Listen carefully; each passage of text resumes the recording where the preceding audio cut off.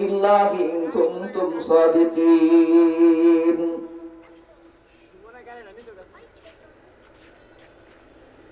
এখানে আল্লাহ পাক রব্বুল আমিন বলছেন ওয়া ইন কুনতুম ফি রাইবিন মিম্মা নাযালনা। আমি যে কোরআনের আয়াতখানা তেলাওয়াত করলাম বা আমরা যারা কোরআন শরীফ পড়ি, কোরআন বলি, এই কোরআনটা কি একেবারে নাযিল হয়ে গেছে নাকি অল্প অল্প করে নাযিল হয়েছে? এই কোরআন খানাকে আল্লাহ পাক রব্বুল আমিন অল্প অল্প করে নাযিল করছেন। কখনো এক আয়াত, কখনো দুই আয়াত, কখনো এক সূরা, কখনো দুই সূরা। আল্লাহ তাআলা আল্লাহর বন্ধু মুহাম্মদুর রাসূলুল্লাহ সাল্লাল্লাহু আলাইহি সাল্লামকে জানিয়ে দিয়েছেন, বলে দিয়েছেন, যখন কোনো সমস্যা কোনো কেউ প্রশ্ন করে জিজ্ঞাসা করে বলতে পারে। আল্লাহ তাআলার কালাম হলো কি? কোরআন। রাসূল সাল্লাল্লাহু আলাইহি সাল্লাম যে সমস্ত কথাগুলো বলছেন তা হলো হাদিস। এজন্য আল্লাহ পাক রব্বুল আমিন বলেন যালিকাল কিতাবু লা রাইবা ফীহি। হে নবী, আপনার কাছে যে কোরআন খানা আমি পাঠাইছি তার মধ্যে বিন্দুমাত্র সন্দেহ নাই, সন্দেহ নাই। আপনারা কি বলেন, আছে?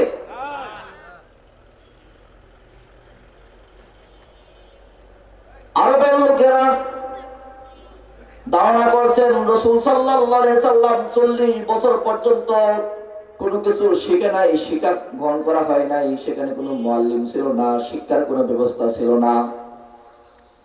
মুহাম্মদ হঠাৎ করে কি কথা বলে, মুহাম্মদ কার কথা বলে, এই কথাগুলো আমাদের দেখা দরকার, ফিকির করা দরকার।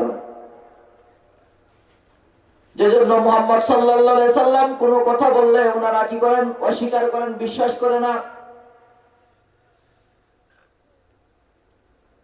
রাসূল সাল্লাল্লাহু আলাইহি সাল্লাম যখন তাদেরকে কোনো আদেশ করেন, যখন কোনো কথা বলেন, তখন তারা কথাগুলো মনে করে, মনে হয় রাসূল নিজের থেকে বলছে। আরবের বড় বড় লিডাররা, যারা নেতা ছিল, বড় লোক ছিল, টাকাওয়ালা ছিল, ওনারা বলে মুহাম্মদ এমন একজন ছেলে যার মা নাই, যার বাবা নাই। যার মা বাবা নাই তাকে কি বলে? এতিম বলে না? রাসূলুল্লাহ সাল্লাল্লাহু আলাইহি সাল্লাম যখন গর্ভে, তখন কে নাই? বাবা নাই। তাফসীরে কিতাবে লেখে রাসূল সাল্লাল্লাহু আলাইহি সাল্লামের যখন 6 বছর বয়স, তখন তার মা হারা, অসহায় হলো না? আবু জাহেল বলে, উতবা বলে, হে মুহাম্মদ, তুমি কি খোদা দাবি করতেছো? তুমি কি নবী দাবি করতেছো? অথচ তোমার নাই বাবা, তোমার নাই মা, তুমি এতিম, অসহায়, তোমাকে আল্লাহ তাআলা নবী বানাইছে, এটা কি কথা হতে পারে? কি বলছে? আসলে বিশ্বাস করে বলছে এটা নাকি, যে তোমাকে নবী বানাইছে, তুমি এতিম, অসহায়, গরিব, টাকা পয়সা কিছুই নাই, আর তোমাকে নবী বানাইছে, আর তোমাকে কেউ পড়ায় নাই, তুমি পড়াও নাই, কোথাও যাও নাই, তাহলে তুমি যে ভাষাগুলো ব্যবহার করতেছো, কথাগুলো বলতেছো, কিভাবে বলো? এখানে তো চিন্তা করা দরকার। আল্লাহ পাক রব্বুল আমিন বলেন যালিকাল কিতাবু লা রাইবা ফীহি। হে নবী, আপনি বলে দেন আমার কাছে যে গ্রন্থখানা আসছে এটার মধ্যে কোনো সন্দেহ নাই। ওয়া ইন কুনতুম ফী রাইবিন মিম্মা নাযালনা আলা আবদিনা। আল্লাহ তাআলা আমার কাছে যে গ্রন্থখানা পাঠাইছেন, যদি এই গ্রন্থ নিয়ে তোমাদের কোনো চিন্তা থাকে, যদি তোমাদের সন্দেহ থাকে, লা রাইবুন, কি থাকে? রাইবুন বলছে না? রাইব মানে সন্দেহ। যদি সন্দেহ থাকে, ফাতু বিসূরাতিন মিন মিথলিহি ওয়াদউ শুহাদাকুম মিন দুনিল্লাহি ইন কুনতুম সাদিকিন। রাসূল সাল্লাল্লাহু আলাইহি সাল্লাম বললেন, তোমার লিডারদেরকে ডাকো, নেতাদেরকে ডাকো, তোমরা সব নেতারা একত্রিত হয়ে এরকম একখানা আয়াত কি করো, বানাও, দেখাও। পাইছে? দেখাইতেও পারে নাই, করতেও পারে নাই। এরকম ভাবে রাসূল সাল্লাল্লাহু আলাইহি সাল্লামের কাছে ওহী আসতেছেন, হঠাৎ করে রাসূল সাল্লাল্লাহু আলাইহি সাল্লামের ওহী বন্ধ হয়ে গেলেন। তাফসীরে কিতাবে লেখেন রাসূল সাল্লাল্লাহু আলাইহি সাল্লাম 2 দিন তাহাজ্জুদ মিস করছিলেন, যার কারণে ওহী বিলম্ব হয়ে আসে নাই।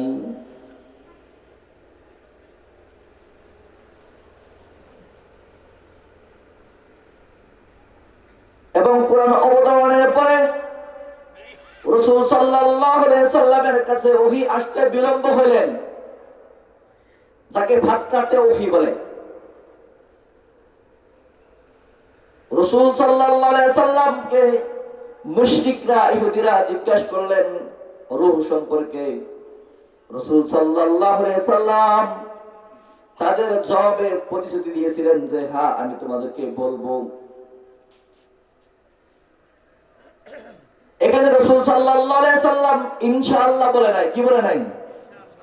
ইনশাআল্লাহ বলে নাই। এই জন্য আল্লাহ পাক রব্বুল আমিনের ওহী আসা বন্ধ হয়ে গেছিল। আবু তালেবের স্ত্রী উম্মে জামিল, উনি ছিলেন মুনাফিকা মহিলা। রাসূল সাল্লাল্লাহু আলাইহি সাল্লামকে কষ্ট দেওয়ার জন্য এবং তারা একত্রভাবে আরো কিছু লোককে দোলা করে একসাথে বলা শুরু করলেন যে মুহাম্মদের আল্লাহ মুহাম্মদকে ছেড়ে দিয়েছে, মুহাম্মদের আল্লাহ মুহাম্মদকে ছেড়ে দিয়েছে, মুহাম্মদের উপর আর কি নাই, কোনো কথা থাকবে না। অর্থাৎ শক্তি সাহায্য সব শেষ।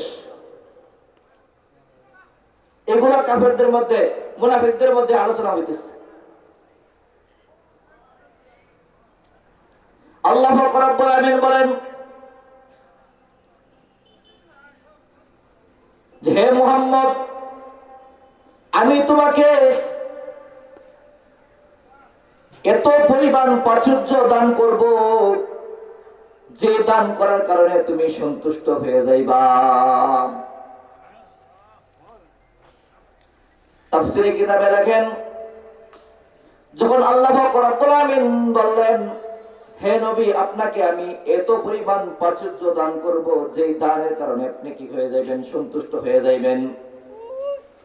রাসূল সাল্লাল্লাহু আলাইহি সাল্লাম বলেন, রাসূল সাল্লাল্লাহু আলাইহি সাল্লামের আশা ছিল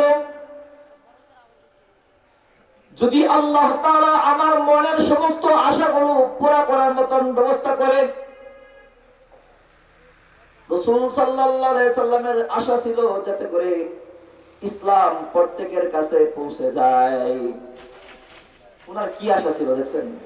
আল্লাহ পাক রব্বুল আমিন বলছেন যে হে বন্ধু, আপনাকে আমি এমন দেওয়া দিব, এমন পরিমাণ দিব, যে দেওয়া আমি নির্দিষ্ট করি নাই কেমন দেওয়া হবে, তবে আপনাকে এতটুকু বললাম, আপনি সন্তুষ্ট হয়ে যাইবেন। আর রাসূল সাল্লাল্লাহু আলাইহি সাল্লাম কি চাইছেন? যে কালিমার দাওয়াত যে প্রত্যেকের ধারে ধারে পৌঁছে, ইসলামের উন্নতি চেয়েছিলেন। ইসলাম প্রত্যেকের ধারে ধারে পৌঁছে তা চেয়েছিলেন। চাই নাই যে অমুক পাহাড়কে আমাকে স্বর্ণের খুনি করে দেন। শত্রুদের সাথে কিভাবে জয় লাভ করা যায় তা চেয়েছেন।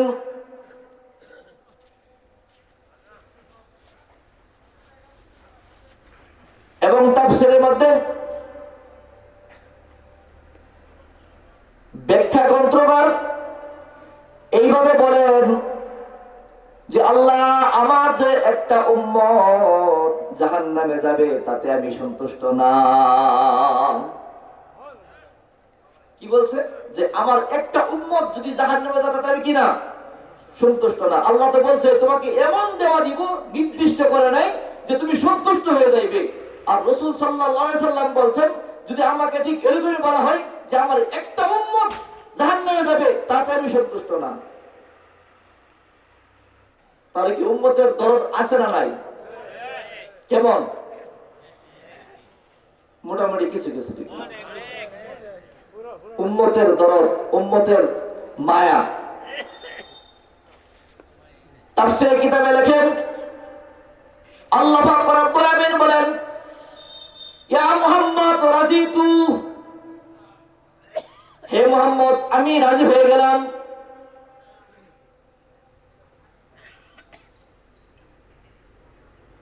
মানে হুজুর সাল্লাল্লাহু আলাইহি সাল্লামকে আল্লাহ পাক রব্বুল আমিন বলতেছেন, হে মুহাম্মদ আমি তোমার কথা রাজি হয়ে গেলাম। ইয়া রাব্বি রাজিতু ইয়া রাজিতু, হে রব যদি আপনি রাজি থাকেন তাহলে আমিও রাজি, আমি সন্তুষ্ট। তাহলে যারা বলছিলেন যে তোমার রব তোমাকে ছেড়ে দিয়েছে, মা ওয়াদ্দাআকা রাব্বুকা ওয়া মা ক্বালা, যে তোমার রব তোমাকে ছেড়ে দিয়েছে,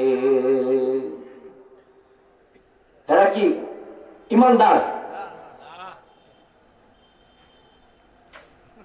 এত ঈমানদার না। এরা রাসূলকে কষ্ট দেওয়ার জন্য তারা এই কথাগুলো বলছেন। আল্লাহ পাক রব্বুল আমিন বলেন, এই সূরাটা নাযিল হয়েছে এই ওহী বিলম্ব হওয়ার কারণ। কিসের জন্য ওহী বিলম্ব হয়েছে? কিসের জন্য? একটা কথা বলছিলাম, খেয়াল করছেন? ইয়াসআলুনাকা আনির রূহ কুলির রূহু মিন আমরি রাব্বি, হে নবী আপনাকে আপনার সাথীবর্গগণ যারা নাকি জিজ্ঞাসা করলেন রূহ কাকে বলে, রূহ কি? ইয়াসআলুনাকা আনির রূহ, রূহ সম্পর্কে জিজ্ঞাসা করলেন। আর রাসূল সাল্লাল্লাহু আলাইহি সাল্লাম বললেন আমি তোমাদের জবাব দিয়ে দিব, কিন্তু ইনশাআল্লাহ বলে নাই যে আল্লাহ যদি দেয় ইনশাআল্লাহ আমি কি করব, অবশ্যই তোমাকে জবাব দিব। এই কথা না বলে উনি বলছেন যে আমি তোমাকে জবাব দিব। স্বর্ণের যদি একটু জিনিস নষ্ট হয়ে যায় তাহলে জ্বালাই করতে জোড়া দিতে 5 টাকা লাগবে নাকি? হ্যাঁ, যেমন দাম তেমন কাম, যেমন মূল্য তেমন। রাসূল সাল্লাল্লাহু আলাইহি সাল্লাম শুধু ইনশাআল্লাহ বলে নাই, তার জন্য ওহী বন্ধ ছিল। তাই বলে কি রাসূলকে ছেড়ে দিয়েছে? রাসূলকে তো ছাড়ে নাই। বরং কি বলেন, আলাম ইয়াজিদকা ইয়াতীমা ফাআওয়া, আল্লাহ পাক রব্বুল আমিন বলেন হে নবী আপনাকে আমি এতিম পেয়েছি। এতিম ছিল না? আপনাকে আমি নিঃস্ব পেয়েছি, আপনাকে আমি রিক্ত হস্ত পেয়েছি।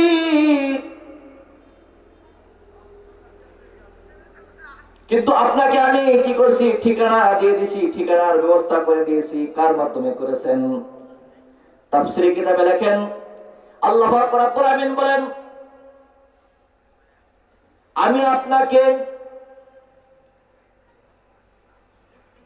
এমন সচ্ছলতা করেছি, দান করেছি, এমন পরিমাণ প্রাচুর্য দান করেছি, যেই প্রাচুর্যের মালিক শুধু আপনি হয়েছেন। কিভাবে হয়েছেন জানেন? কিভাবে হয়েছে জানেন? হযরত খাদিজা রাদিয়াল্লাহু তাআলাকে বিবাহ করিয়া উনার যত সম্পদ ছিল ওই সমস্ত সম্পদের কি হয়েছিল? মালিক হয়ে গেছিল না?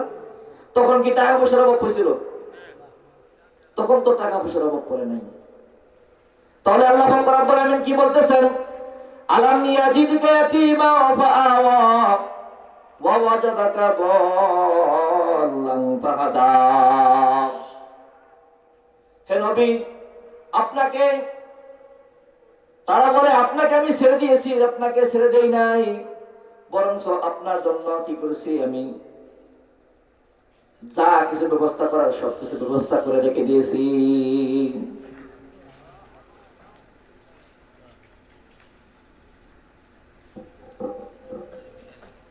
তাহলে আল্লাহ পাক রব্বুল আমিন কি করছেন? ওনার যা যা প্রয়োজন সবকিছু কি করছেন? প্রয়োজন পুরা করে দিচ্ছেন।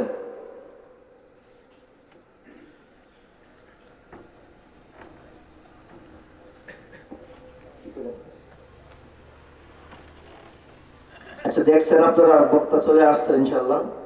আমি আপনাদের এলাকায় যেহেতু চাই না যে হজরতের সময় নষ্ট হোক না, যেহেতু হজরের টাইম ছিল আগেই, কিন্তু আমাকে দেওয়া ছিল কথা আরো আগে। আমাকে যখন আসছি আমাকে বলছে 7 রাতে মানে কথা বলে এসা নামাজের পর থেকেই লোক নাই বা তাফসীর করার মতো ব্যবস্থা হবে, যে 10 মিনিট আমাকে 10-15 মিনিটের টাইম দিছে, তো 10-15 মিনিটের মধ্যে কথা বলে মানে আধা ঘন্টায় সম্পূর্ণ শেষ করে দেওয়ার জন্য, বুঝছেন?